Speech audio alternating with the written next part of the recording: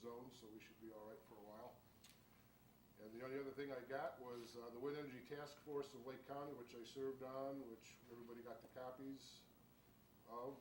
Hopefully we're going to work on that in the next coming months. The National Association of Counties awarded our group a national award for the work we did on that, which surprised everybody. So other than that, that's it for now. A little small update on the properties being annexed by Estonian Lane and the Mulch Center. We're trying to coordinate with the village issuing permits for some of the excavation work while the property remains in the county. The county doesn't want to be the issuer of the permit, but they have proposed that they would review all of the proposed work and tell us whether they concur with it. Pat and I talked with the planner for that group, Al Maiden, and he was going to go back to the county and I guess sit down with them and get back to us. Right. I think that's where the Estonian House reported that they're still trying to assemble the votes from their membership. They're trying to solicit some kind of membership vote and come up with the necessary funds. Lastly, on that subject, I have contacted the village of Buffalo Grove.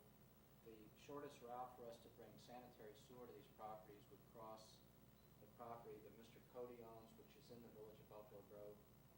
The shortest route across his property is through a public utility easement that is granted to Buffalo Grove.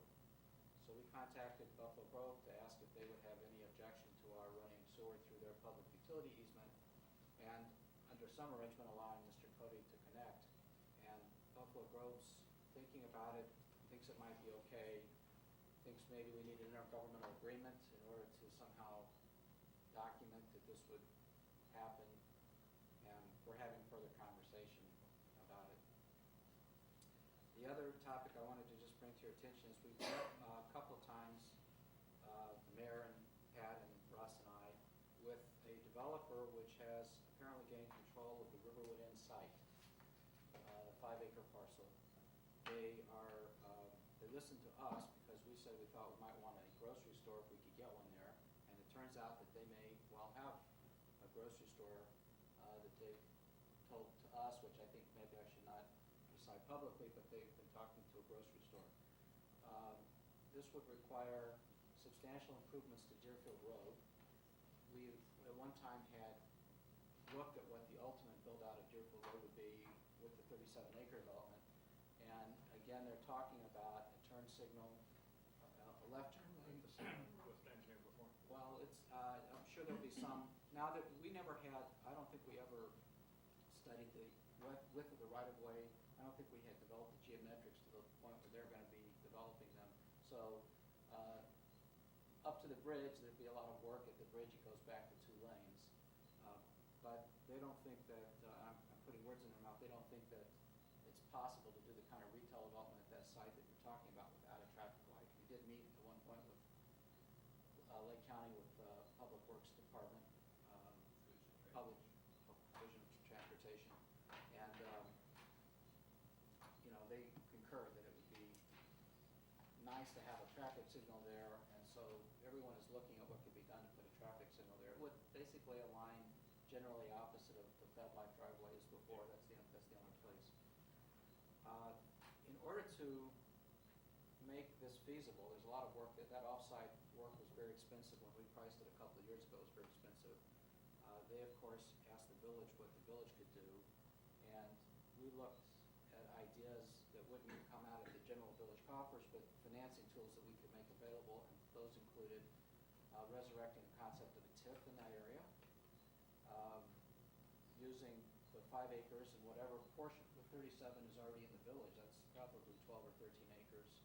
Lighting factors are still there and arguably are worse if you look at the inability of the property to be developed. So if we couple that with perhaps some kind of a business tax district, which you're not allowed to do, and you can impose a sales tax, let's say an added 1% in just that district, we might be able to cobble together a series of financing incentives where the property basically from its own revenue sources is able to generate some additional funds to pay for these expensive off-site improvements. Some representatives are here, they're not prepared to address the board tonight, but they've asked whether they could be on the agenda in 2 weeks. They know they can't pull the board. What they want to know from your bodily expressions is whether the village of Riverwoods is interested in this type of development in the first place, whether this is something that we're interested I in. think we provide them free passes to every board meeting for the next. I think a lot of residents have expressed interest. Yeah. Well, then Well, that's, they were nice enough to come in and ask me what I wanted, and I said, we want a grocery store. So, I mean, this was the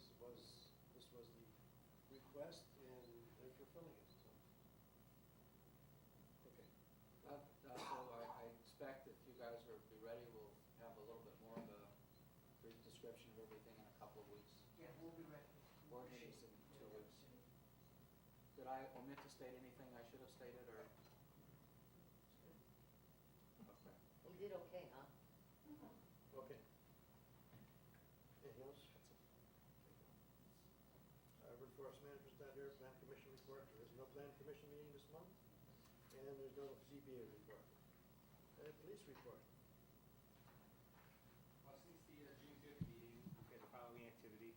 We've been on one 911 hang-up, 16 accidents, 31 alarms, 11 animal complaints, 27 fire assists, 3 assist other agencies, 3 check well-being, 5 disturbances, 1 dispute, 1 domestic disturbance, 4 driving complaints. We've had 2 DUI arrests, 2 fingerprinting assignments out in public, 1 harassment, 3 lockouts, 12 motorist assists, 3 parking complaints, 6 solicitor complaints, 10 suspicious circumstances, 1 theft, 13 case reports.